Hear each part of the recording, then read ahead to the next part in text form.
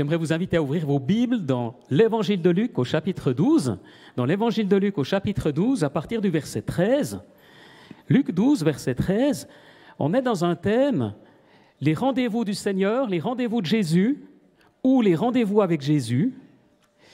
Et Harris nous avait parlé de Jean-Baptiste, par exemple, la façon dont Jésus le rencontre, la façon dont Jean-Baptiste rencontre Jésus, et ça le conduit au baptême.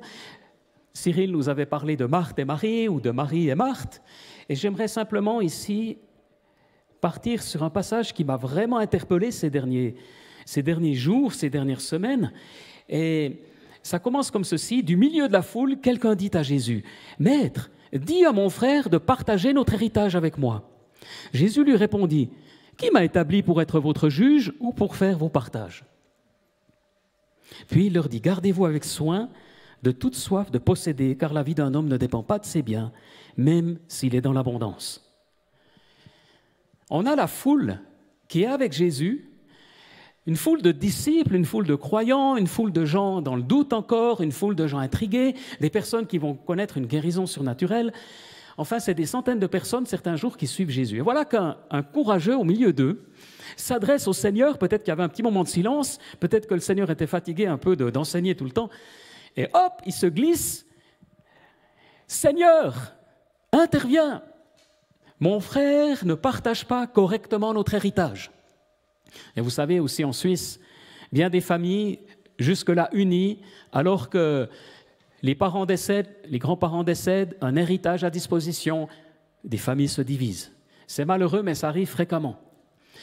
Ceci étant, dans la situation de cet homme, ce n'est pas simplement une question de justice, c'est une question de survie. Parce qu'à l'époque, déjà la loi de l'époque disait que le frère aîné avait droit à un double héritage.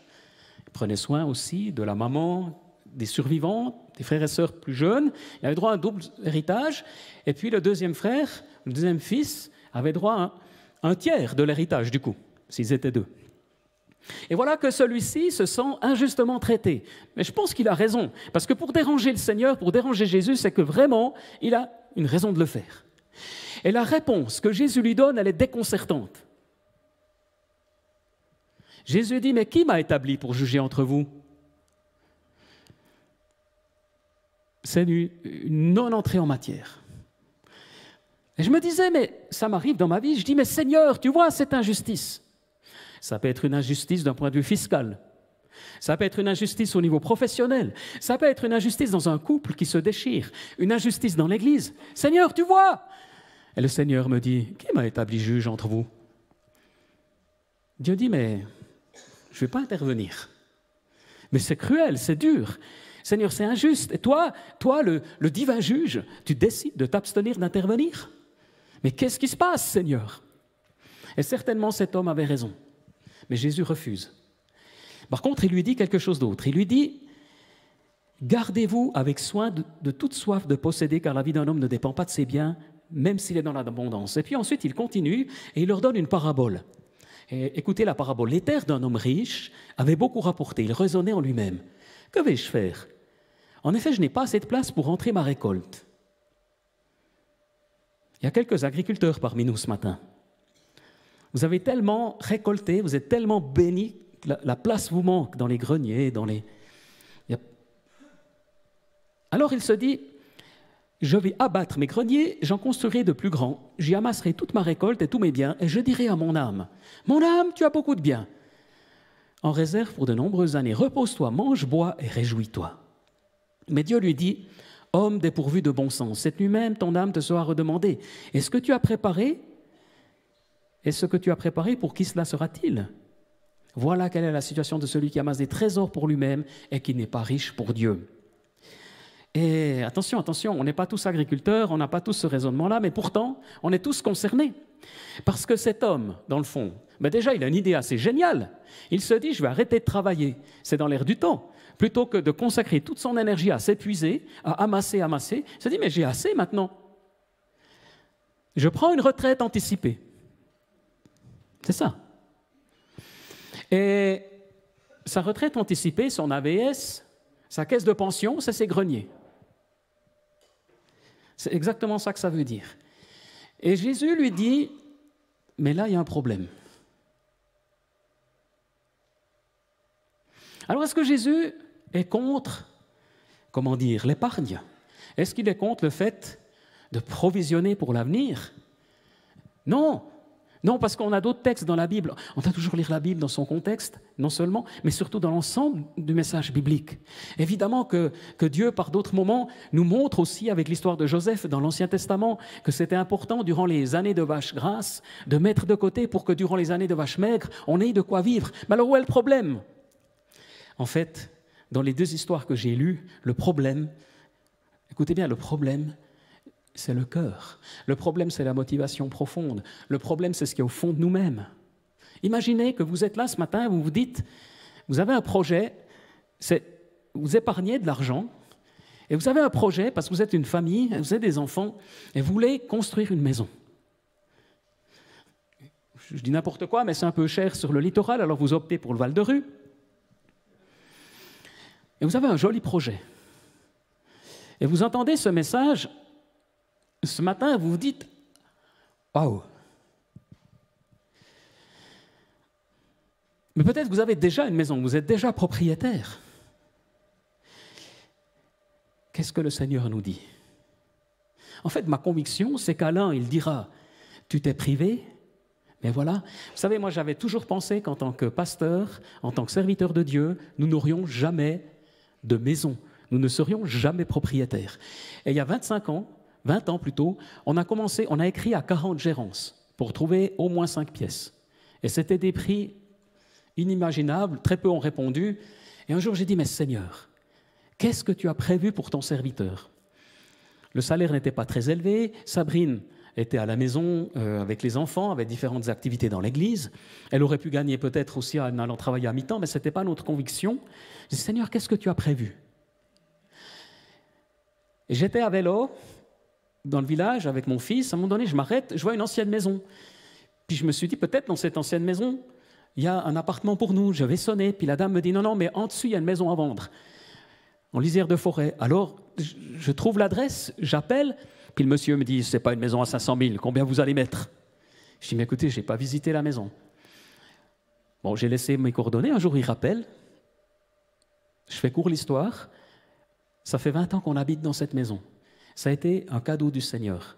Ça a été conduit par Dieu. Donc, Dieu n'est pas contre, et vous le savez. Mais peut-être qu'un jour, Dieu nous dit autre chose.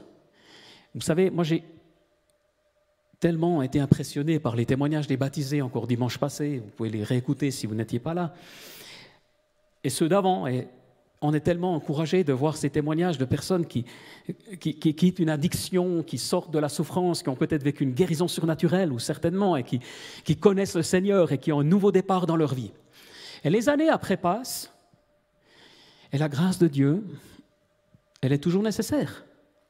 Parce que, dans le fond, de quitter une situation compliquée, je ne veux pas dire que c'est facile, parce que c'est quand même renoncer à ses propres efforts, c'est renoncer à soi-même, c'est accepter la grâce de Christ qui nous libère. Mais avec les années qui passent, on est béni. Et cet homme, il est béni. Ses récoltes sont bénies, c'est véritablement une bénédiction de Dieu. Moi, je le vois comme ça. Mais cette bénédiction divine peut devenir un piège. Le problème, ce n'est pas que cet homme ait récolté beaucoup. Il y a deux problèmes. Un problème, c'est de croire que l'argent est son assurance vie, sa sécurité. Il met sa confiance au mauvais endroit. Et Dieu examine son cœur, Dieu examine nos cœurs. Puis l'autre problème, c'est qu'il n'a pas compris que si Dieu le bénit, c'est pour enrichir d'autres. Égal, résultat, il est pauvre. Il n'est pas riche pour Dieu, il est pauvre pour Dieu. Et Dieu se dit, celui-ci, la nuit prochaine, je ne le laisse plus sur terre, il ne sert plus à rien. Et son âme lui est redemandée. Peut-être qu'il est au paradis, moi je pense que oui. Mais Dieu se dit, mais ce gars, ça ne me sert à rien de le garder là, il est utile à rien du tout. Prenons-le. Et c'est ce qu'il dit. Son âme lui est redemandée. Donc il y a quelqu'un qui a décidé, et voilà. Et tout ce qu'il avait épargné, mis de côté, son nouveau grenier, tout ça c'est fini. Et on ne sait pas ce que ça va devenir, mais tout simplement lui, il est dans l'éternité, du jour au lendemain.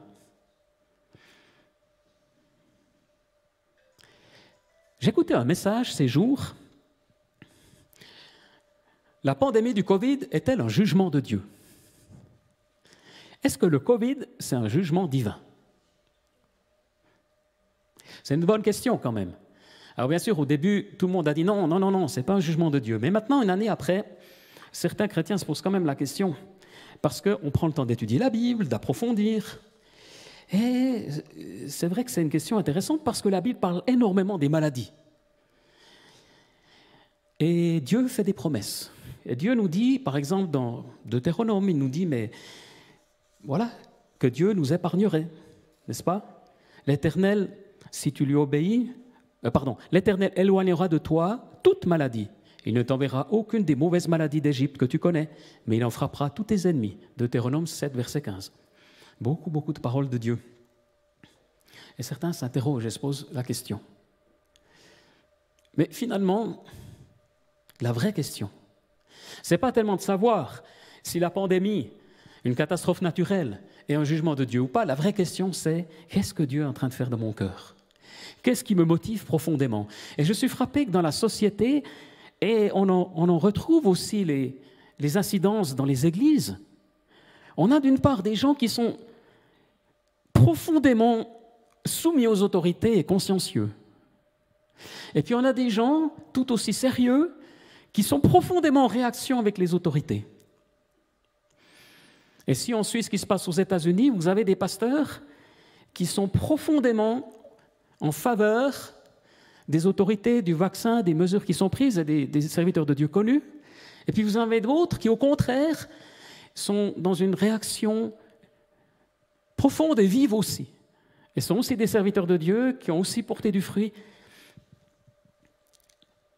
La question, c'est, oui, certainement c'est une épreuve.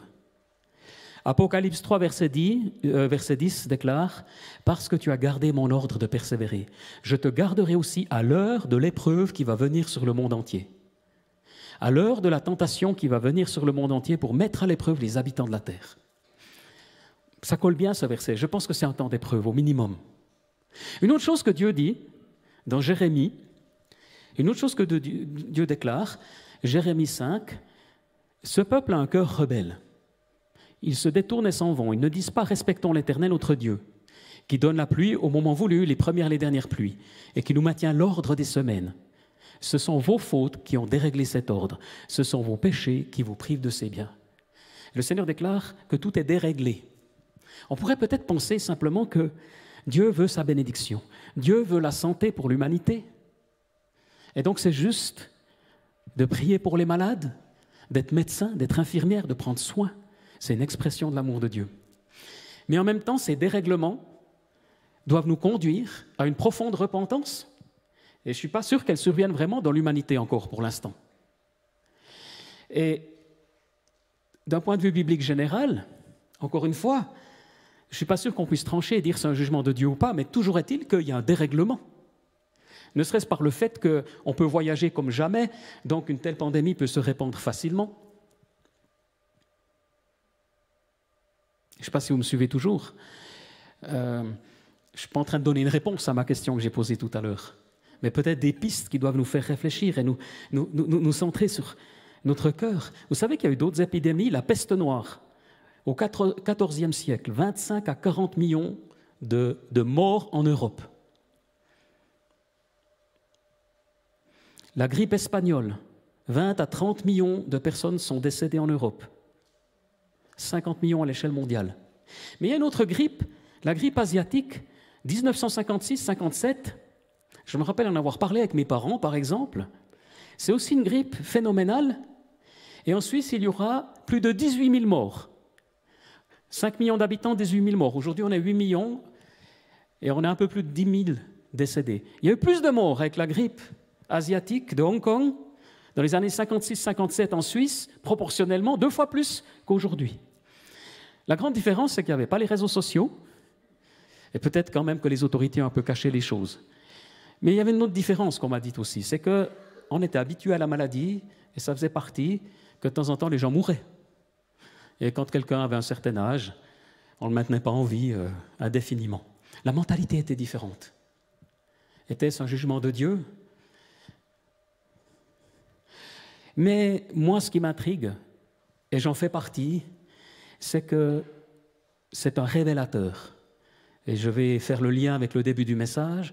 Tout ce qui est en train de se passer est un révélateur profond de ce qui se passe à l'intérieur de nous-mêmes. Crainte pour nos enfants, crainte pour notre travail, crainte face à l'avenir.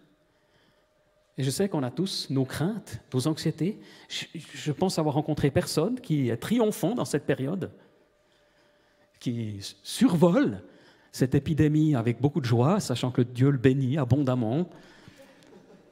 Je ne suis pas sûr, je n'en ai pas rencontré, ou si je rencontrais, ce serait presque inquiétant. On est tous bousculés à un niveau ou à un autre.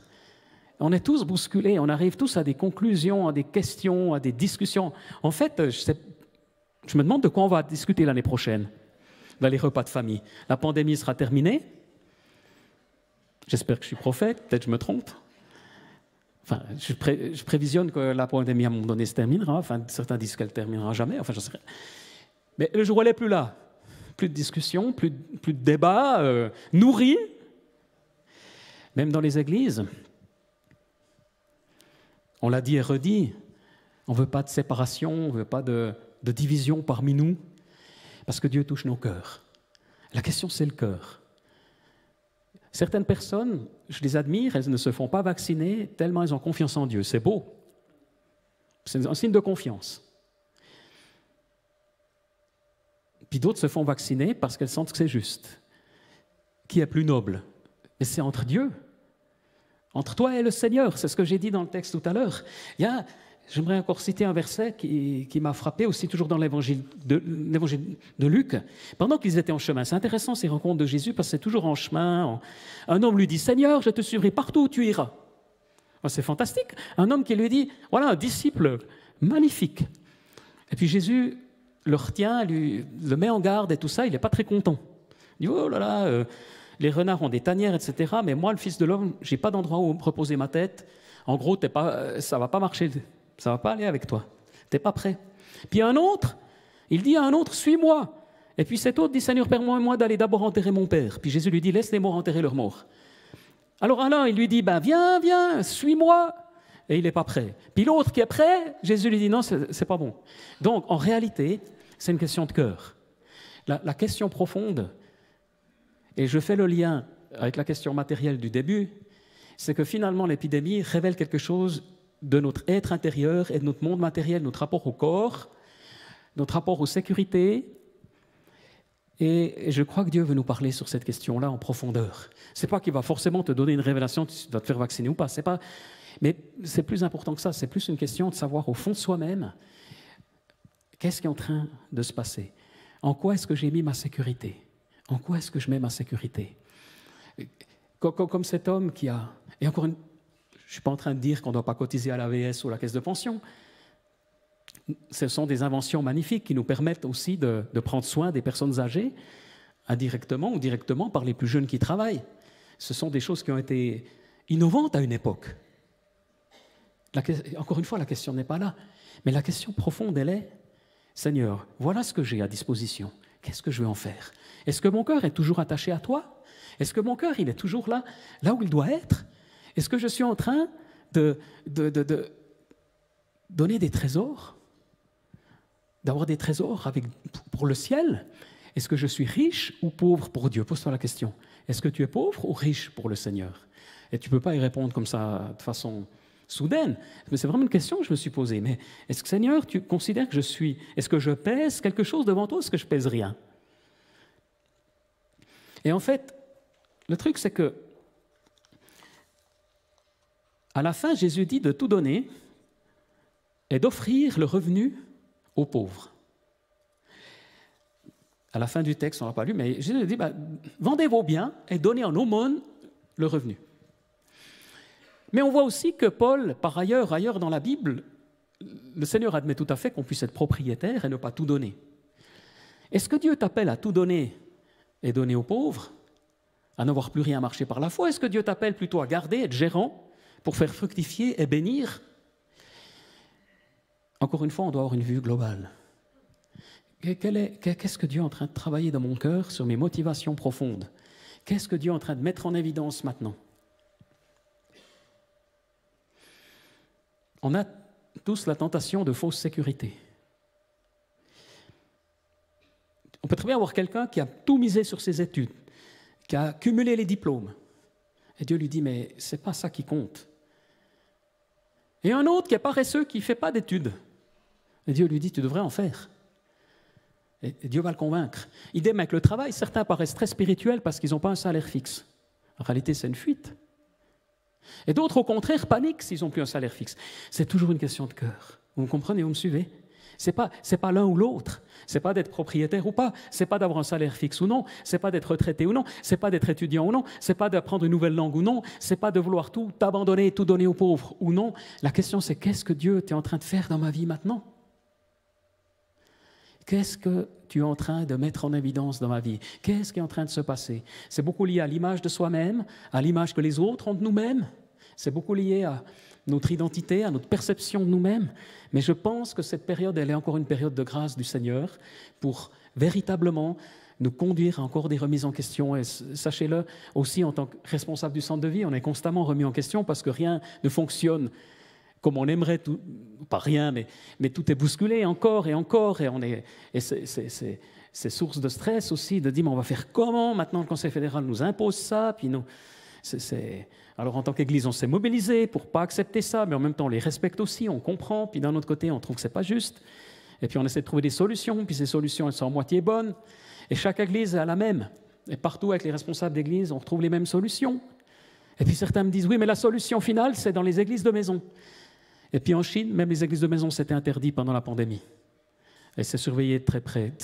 C'est même pas encore si simple. C'est très compliqué, le truc. Mais par contre, à chaque saison que Dieu nous donne, comme il a été dit tout à l'heure dans la parole prophétique, et je terminerai avec ça, quand le brouillard est là. Parfois, moi, je suis en voiture dans le brouillard, comme Johan, qui en sort régulièrement parce qu'il habite Chaux-de-Fonds, mais il en a quand même une petite expérience, merci. Mais cette image du brouillard, des lignes blanches, alors je mets les feux de brouillard. Je me dis, mais c'est bizarre, ils éclairent sur les côtés, ça ne me sert à rien. Bah, je mets les grands phares. Puis alors, ça fait un grand mur blanc. Alors je me dis, bon, je repasse au feu de croisement. Et puis après, ouais, c'est quand même pas... Vraiment, le brouillard danse. Alors tu remets les feux de brouillard, puis je passe d'un l'un à l'autre. Bon, peut-être que je n'ai pas le bon équipement, mais c'est vrai, il a raison. À un moment donné, on avance juste moins vite. C'est la seule solution. On réduit la vitesse pour prendre moins de risques, et puis on avance. Et on sait qu'on est sur la bonne route, et puis voilà, on évite d'emboutir la voiture qui est devant. J'ai aimé cette parole ce matin. Je crois que c'est un temps d'arrêt. Ça continue. Et ça fait un moment qu'on le dit, mais c'est encore pas d'arrêt, non, pardon. C'est un temps où on marche au rythme du Seigneur pour vraiment avancer pas après pas. On ne sait pas de quoi demain sera fait. Tu ne sais pas tes vacances l'année prochaine où tu iras. Tu me diras, c'est pas si grave, c'est vrai. Mais tu ne sais pas trop Certains se disent, mais est-ce que je vais encore vouloir avoir des enfants? Et Jeune Couple se dirait, moi je te réponds, multiplier, dit le Seigneur. Oui, bien sûr. D'autres se diraient, c'est la fin du monde. Oui, nous sommes à la fin des temps. Mais on ne sait pas si c'est la fin des temps, si c'est le début de la fin, si c'est le milieu de la fin des temps, je ne sais pas. Mais il y a quelque chose de la fin des temps. Oui, certainement. Les choses se globalisent, les choses se dramatisent, on le perçoit, on le sent. Mais quel est combien de vallées encore jusqu'au Cervin de la fin des temps? Combien de distance? Personne ne peut le dire. Et donc, aujourd'hui, si tu entends la voix du Seigneur, repens-toi, viens à lui, serre-le de tout ton cœur, serre-le de toute ton âme, serre-le de toute ta force. Sois au clair. Et comme l'apôtre Paul disait, possède comme ne possédant pas. Si tu as des biens, mais possède-les comme si tu n'en avais pas. Mais vis aujourd'hui comme si c'était le dernier jour, et vis aujourd'hui comme il y avait encore 100 ans devant toi. Sois libre pour le Seigneur. Amen. Soyons libres pour lui. Soyons libres pour lui, cherchons le meilleur de l'œuvre de Dieu, le meilleur de ce que Dieu va faire. Et le Saint-Esprit agit du coup. Il y a l'onction de Dieu qui se manifeste parmi nous. On l'a entendu ce matin dans les petits groupes Connect. On l'a entendu aussi par les témoignages. Dieu agit à travers toi, dans ta famille, dans ton foyer. Et nous prions que cette onction s'intensifie. Et ça, c'est vraiment quelque chose que Dieu est en train de faire magnifiquement. Alors, on est encouragés ce matin, encouragés à avoir les motivations en adéquation avec ce que le Saint-Esprit est en train de dire et faire. Arrête-toi devant Dieu. Qu'est-ce que tu es en train de dire, Seigneur? Je continue pas. J'avance, je n'avance pas. Je prends à droite ou à gauche. Sois à l'écoute du Seigneur. Sois à l'écoute du Seigneur avec tes amis, avec des frères et sœurs, des personnes de confiance. Et il se trouve que probablement pour beaucoup, tu es dans le juste. Mais simplement, le Seigneur veut se réjouir avec toi de ce que tu vis, de cette joie, de ces trésors dans le ciel, de cette abondance qu'il veut te donner pour bénir d'autres. Amen. Seigneur, je te remercie parce que tu es là ce matin, dans ma vie, dans nos cœurs, et tu continues de nous interpeller les uns les autres. Tu continues de travailler nos cœurs. Et j'aimerais prier pour ceux et celles qui passent par des moments de pression, de crainte, de fatigue, de lassitude. Et je te prie de les encourager, de les fortifier, de les bénir. Je te prie qu'on soit plus proche de toi, Jésus. Viens, cher Saint-Esprit. Viens, Saint-Esprit, maintenant. Viens consoler. Viens guérir, viens toucher, viens libérer, Papa.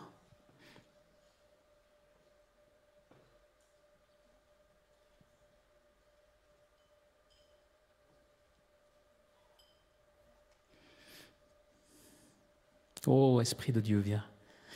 Viens consoler et guérir.